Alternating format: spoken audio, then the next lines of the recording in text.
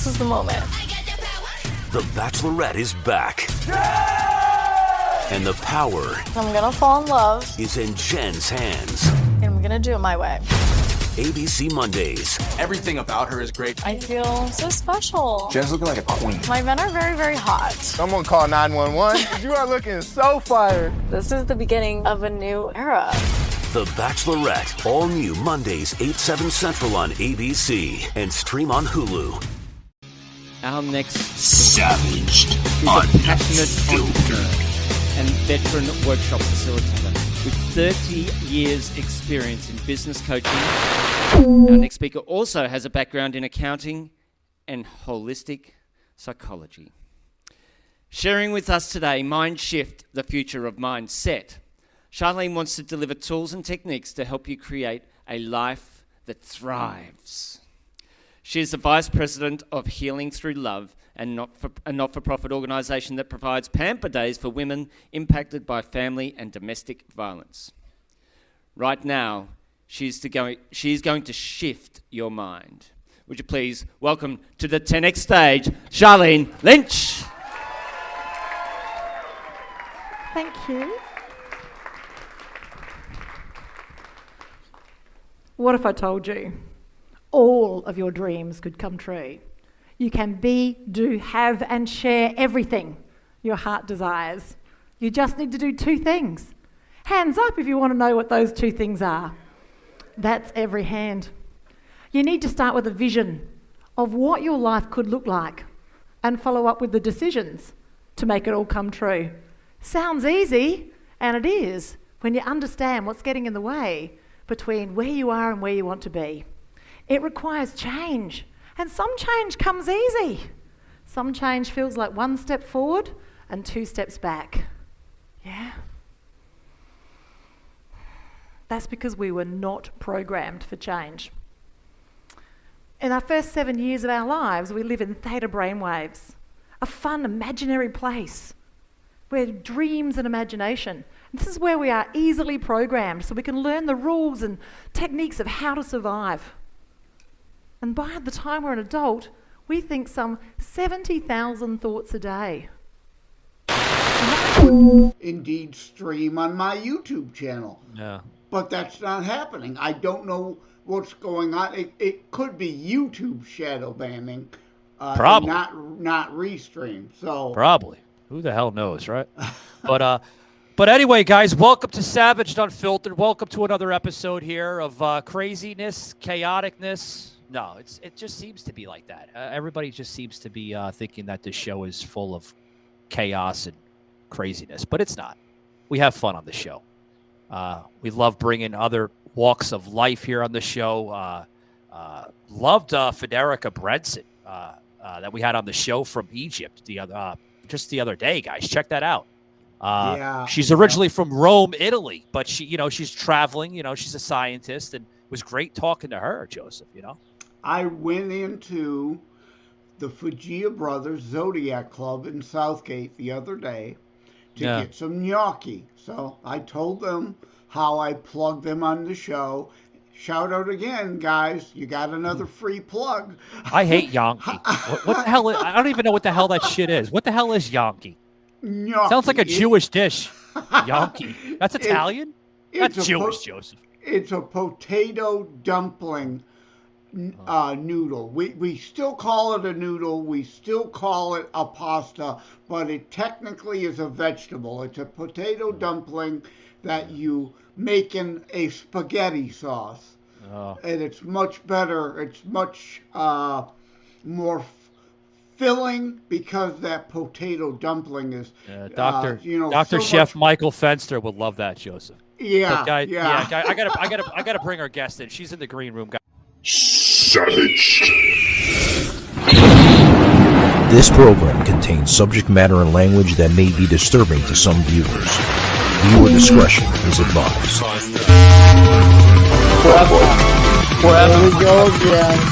More technical problems. We live in the 21st century. No!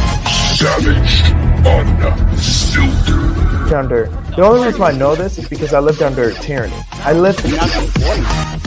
Oh, shut the fuck up. You're a fucking idiot. Your host, Michael Gardner. Proper fashion at the proper time. Like a Hellcat.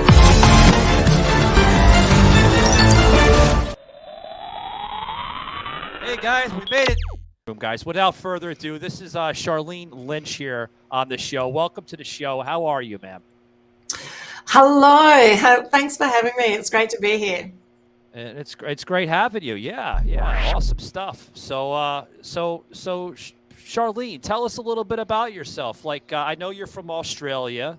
You've been on multiple of different types of speaking events, including, I see TEDx on there. I see all types of, different speaking events that you've been through, throughout your website and everything.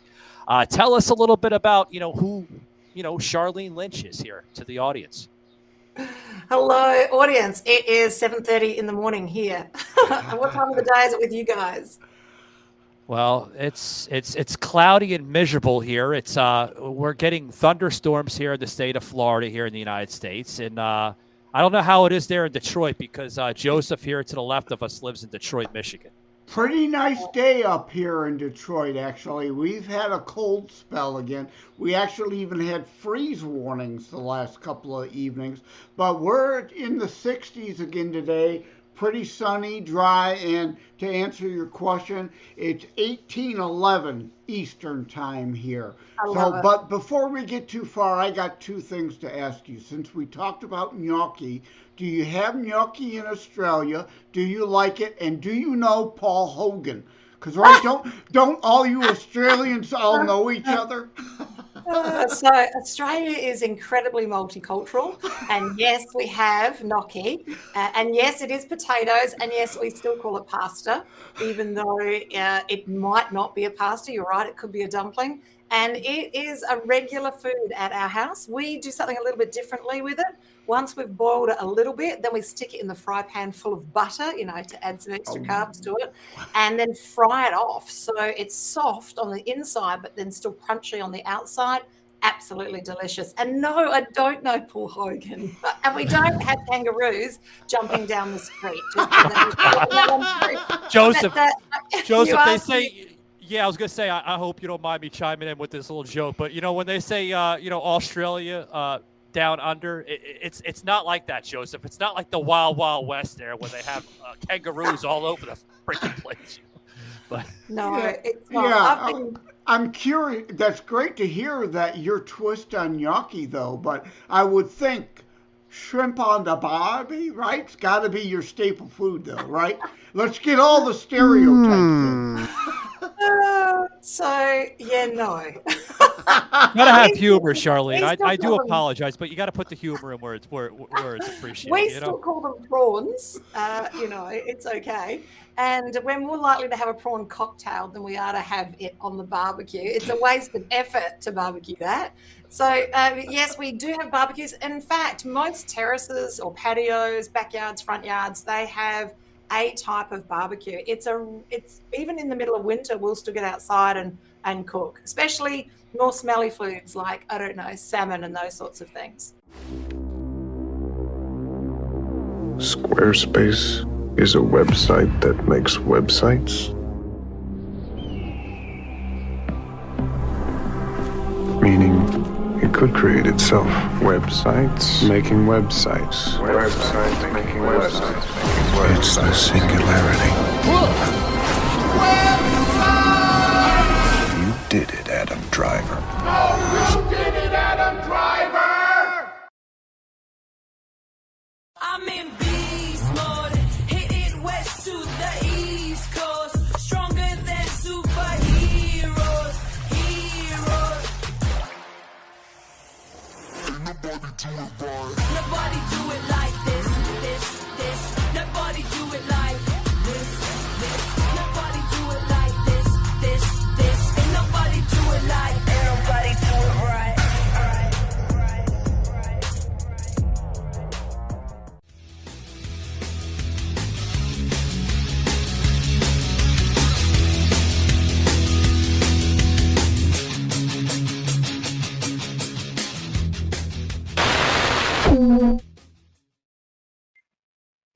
what if the stories we tell ourselves about our beautiful bodies just aren't true?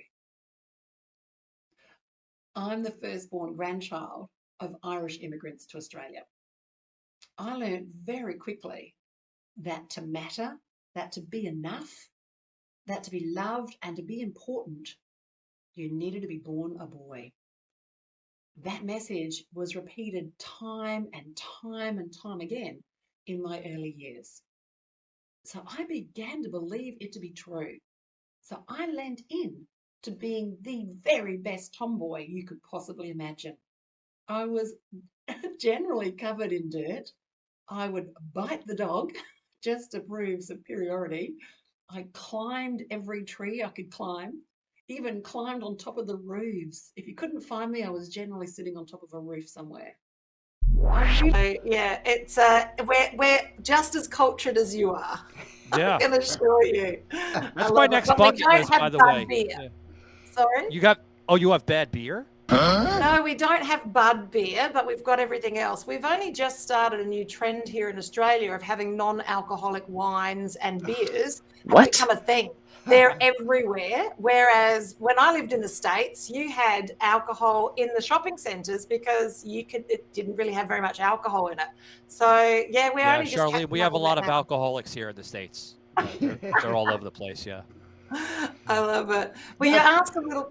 That's why I always used to drink Molson Ice, 7% by volume, over the wimpy, weak American beers, because I'm in Detroit, just across the river from Canada. You know. I love it. So you asked a little bit about me and how I got here. Well, it's a fascinating story. It's not a happy story at all, but you know, sometimes in our lives, it's the things that really the hurt. That is what creates the biggest impact. It would be great if humans could respond better to pleasure than we do to pain, but we don't. We respond better to pain than we do pleasure. So September 2011, I had my own 2011, my own September 2011, my beautiful baby boy took his own life. And he was only a week off of his 18th birthday. And that was a pivotal point for me in my life. That changed everything. It pulled back the covers on all of my complications. At that point in time, I had been a hoarder for a very, very long time. I was a good hoarder too, not just a little hoarder. We're talking spectacular. We're talking 33 cubic meters of stuff. So, you know, they write movies about the type of hoarding I did. I was an alcoholic, had been an alcoholic for more than 30 years. OCD to the point of self-harm, ADHD to the point of total distraction, and was considerably overweight, 25 kilos, and riddled with all sorts of health issues. So, you know, I was living like that, and I was still living like that, and I was still happy to keep living like that. And I had it was an awakening to have. So Charlene, how did you you know, so to speak, conquer all that? How did you overcome all those obstacles? Yeah, great question. On the night that he passed, I had been praying that I'd been able to bring him back, and then ambulance officers came.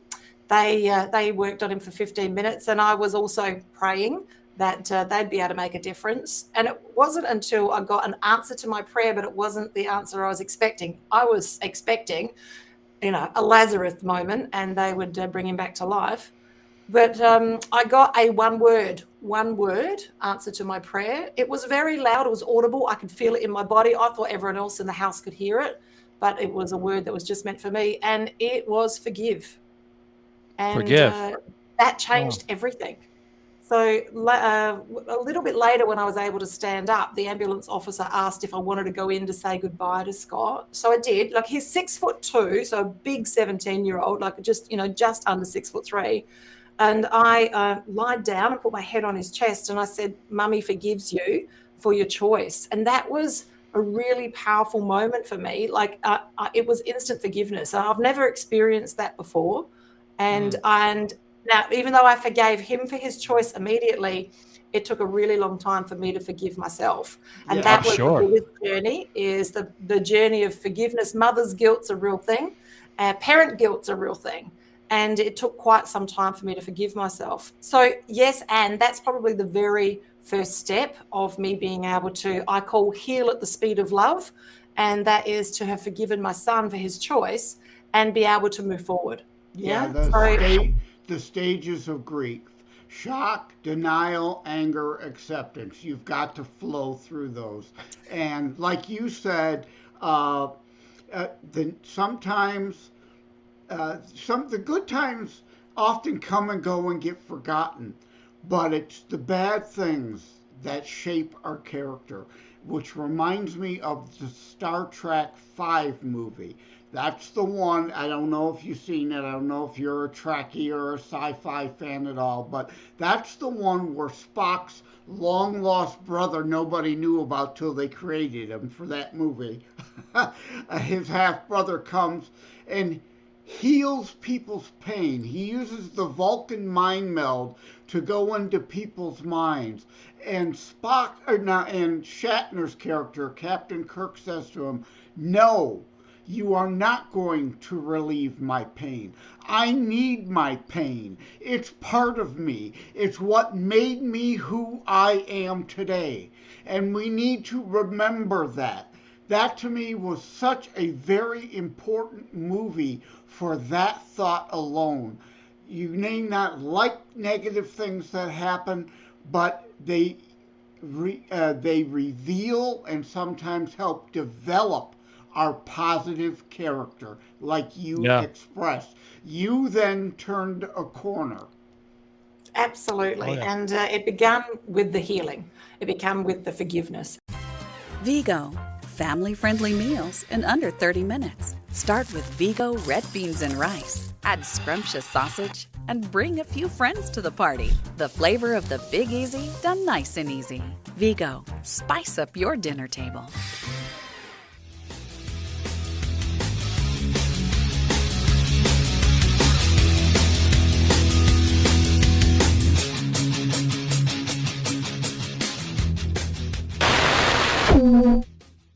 Absolutely. And you're right. I jumped from stage 1 grief to stage 5 in a matter of seconds, which meant that like I a was switch. Yeah. Well, I took the command seriously and forgave instantly. Yes. So later on that night, so in Australia, if there's a suicide, the police come. It's what happens.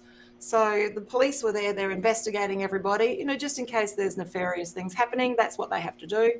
So the police were there, they're investigating and querying people, and I'm sitting on my couch with my feet just shoved in underneath my legs, almost rocking in a fetal position.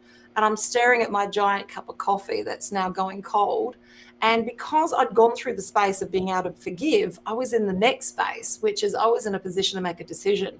And I was staring at my coffee and I said, I'm gonna thrive through this. I'm not just gonna survive. That's what Scott would want. And that was it. That was the decision. And I think there's a really important lesson in here, and is the power of making a decision.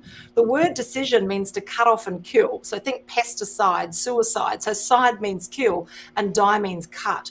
And we need to make decisions. And we too frequently we sit on the fence. When we sit on the fence, our own psychological immune system does not kick in to support us. So I'd made a decision. I did not know what thriving looked like. I just knew it didn't look like hoarding, alcohol, everything else that I was sitting in, that misery of a life I was living. I knew it didn't look like that, but I didn't know what it looked like, and I didn't know how to get there. But the decision was made, and that's really powerful. Yeah. So listeners, if you want to change your life, who do you need to forgive? And it's it's frequently yourself. And what decisions do you need to make? And it's like when we had Sadia on, and she went through her story. And to me, normally a product of incest would be when the child was born through an incest situation. I was born, my parents were married when I was born, and at a young age, my dad did bad things to me.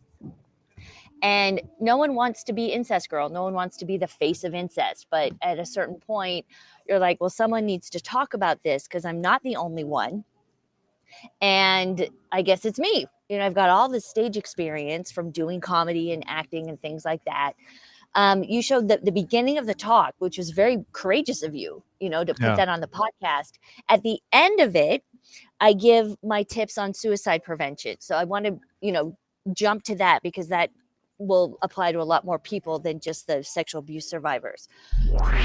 And I revealed to this audience for the first time, I myself am a suicide attempt survivor from 2004.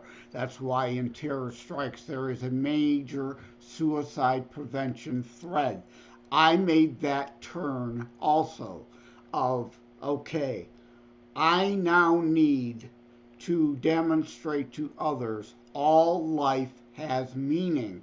And you may not understand your point and your purpose.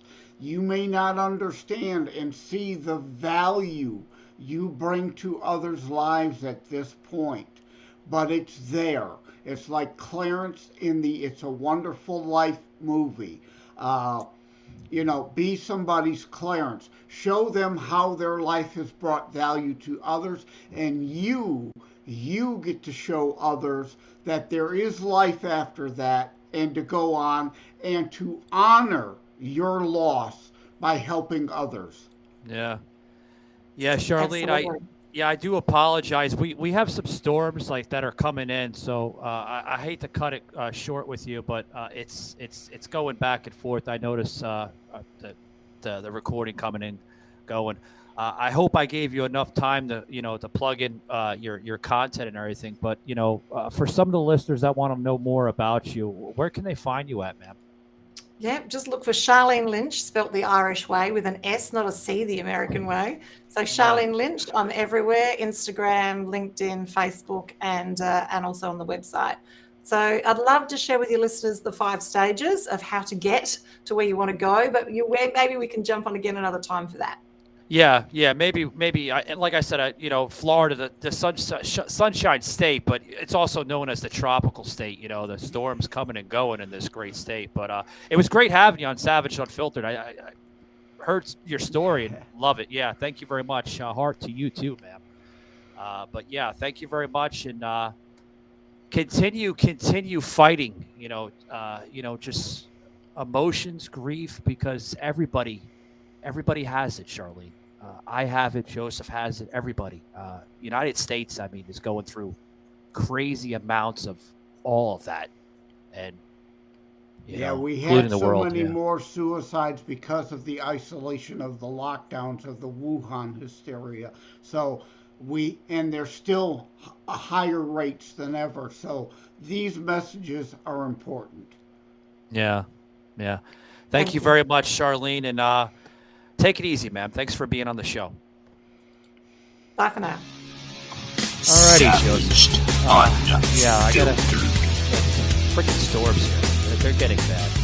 I try to dodge it, but it is what it is.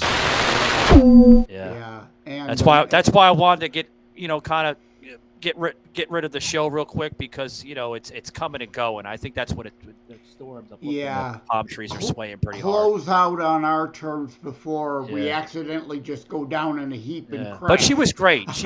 I think she's she's got a lot of great stuff, and I hope to have her back on, because she reached out to us and she seen the show, so she wanted to share a message. Well, we close out another very, very serious, and we're not only politics here. Yeah. Right? Yeah. Oh, yeah. Guys, remember, keep it savage, and we'll see you next week on Static Radio. Joseph, myself, and Sauce here. That should be a fun show. Thanks a lot. Take it easy, guys.